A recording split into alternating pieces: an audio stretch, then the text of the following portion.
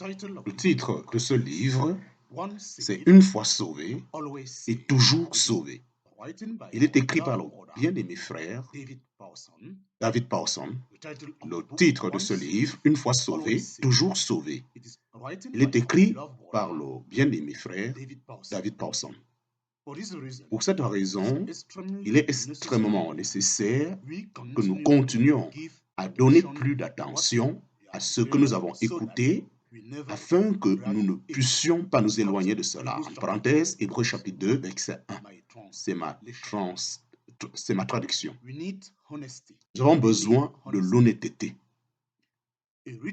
Un homme riche d'une famille américaine a été commissionné et a demandé à un auteur bien connu d'écrire leur histoire, mais ils ont insisté qu'il devrait le faire dans un cas très particulier de la famille et il voulait que cela soit quelque chose de très clair pour le public. Vous voyez, ainsi l'oncle William était quelqu'un de noir et embarrassé par son nom. L'oncle William, durant sa vie, a commis un crime où il a été exécuté sur une chaise électrique en 1920. Ainsi, l'écrivain a pu écrire la biographie. Ainsi, la biographie était instruite juste de cette façon.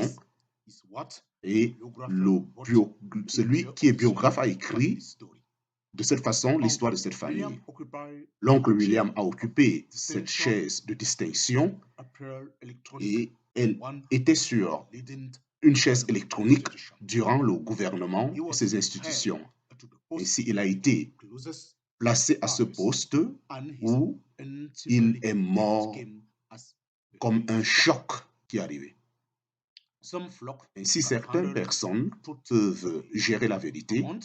J'aimerais vous poser cette question sérieuse. Et juste comme cette famille, je n'ai pas d'intérêt à pouvoir abaisser la parole ou aller très loin par rapport à cette question que je voudrais vraiment poser, qui a été toujours pour tout le monde dans les siècles. Est-ce que nous sommes sauvés? Sommes-nous toujours sauvés? Que je puisse placer cette question de cette façon. Celui qui a écouté cet évangile de Christ et lui a fait confiance, celui qui a fait confiance à la mort de Christ pour ses péchés et que Dieu l'a ressuscité des morts et l'a justifié, et vous et moi, est-ce que automatiquement nous avons une garantie éternelle avec une possibilité de ne jamais perdre le royaume de Dieu à la fin?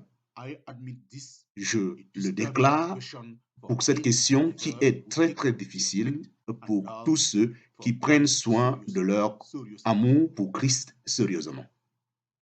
Présentement, ce que je vais dire, c'est qu'il y a des millions de chrétiens autour de ce monde qui prennent cet enseignement, qui signifie une fois sauvé, on est toujours sauvé.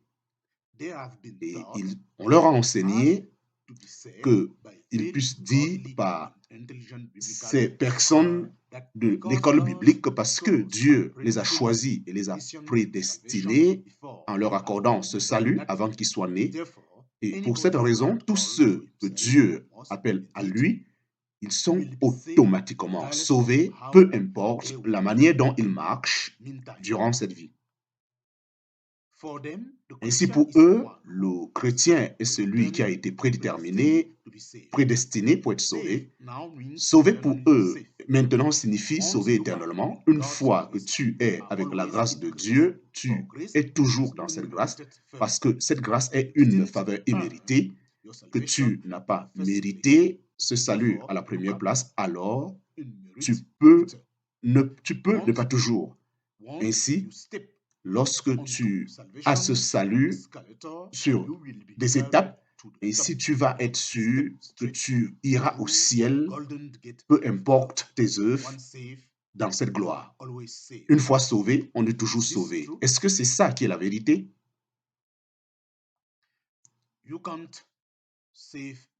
Vous ne pouvez pas vous sauver de cette façon. Pendant qu'il était en train de créer son livre, Une fois sauvé, toujours sauvé, le bien-aimé frère David Pawson, connaissant comme un écrivain international, a pris un train pour visiter son écrivain.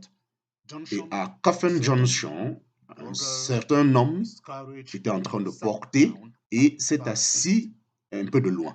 Cet homme a commencé à observer Pawson pendant certaines minutes avant de descendre et de prendre une place à ses côtés.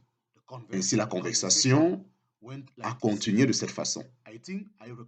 Je pense que je vous reconnais. Est-ce que vous êtes prédicateur? Oui. Où est-ce que vous m'avez vu? Il y a de cela 15 ans, quelqu'un m'a apporté de Guilford pour écouter un prédicateur et je pense que c'était vous. Oui, certainement, c'était moi. Êtes-vous un chrétien? Oui. Est-ce que je peux vous poser une question? Je ne peux pas garantir la réponse, mais quelle est la question? Oui, cette question, elle est ici. J'ai laissé ma femme et maintenant je vis avec une autre femme. Pourquoi est-ce que vous avez laissé votre femme? Parce que j'ai rencontré une autre femme et je suis tombé amoureuse d'elle. Ainsi, qu'est-ce que vous voulez savoir à propos? Ainsi, si je divorce proprement et je me marie à cette autre femme, est-ce que cela pourra clairement établir les choses du côté de Dieu? Non, j'ai peur, ça ne va pas établir les choses. Alors, qu'est-ce qu'il faut? Laisse cette femme et retourne et vis avec ton épouse. Et je pense que c'est ce qu'il fallait être. Je crois que c'est ce que Jésus-Christ aurait dit si vous l'avez posé cette question. Ceci a produit un silence entre les deux hommes. Et pendant que le train était en train d'aller à Waterloo, et le frère Pawson a réalisé probablement pendant les 2 minutes que cet homme attendait et il n'avait pas de crainte de l'Éternel, qui est la vraie sagesse, afin que cette conversation continue.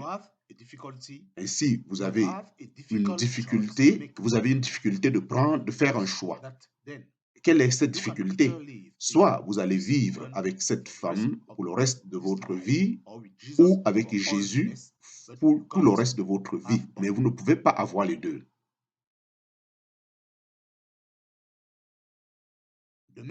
Ainsi, les yeux de cet homme furent remplis de pleurs et il sortit et il a disparu dans la foule. Ainsi, le frère Pawson a témoigné combien Jésus-Christ pouvait déclarer que pour un riche d'entrer au ciel, ce n'est pas facile. Ainsi, le frère Pawson a prié. Je ne vais jamais oublier ce que ce frère m'a dit jusqu'à ce qu'il puisse se repentir. Ainsi, le frère Pawson a écrit en disant à cet homme, est-ce que j'ai pu dire à cet homme la vérité ou je me suis comporté en mensonge? Ainsi, ce qu'il voulait avoir, c'était l'assurance que son péché ne va pas affecter son salut. Et ceci, je ne pouvais pas lui donner. Oui, il y a des multitudes qui s'assoient dans les églises ce même matin, qui sont en train de parler, qui prennent leur salut comme une garantie, bien qu'ils mènent une double vie et ils passent le temps à blaguer ou à vivre une vie de désobéissance. Ils vont vous dire, je suis venu à Christ lors de la campagne de Billy Graham il y a de cela 30 ans et j'ai été sauvé et je suis sûr que je suis en route pour le ciel, bien que leur comportement vous montre comment ils ne vivent pas les choses de Dieu. Ils vont vous dire, j'ai pris cette décision pour Christ et j'ai prié cette prière et j'ai été baptisé il y a de cela plusieurs années et je peux louer Dieu, je suis sauvé. Et aujourd'hui, présentement, il ne donne aucune évidence qu'il marche avec Dieu. Aucune évidence d'une réelle relation avec le Seigneur.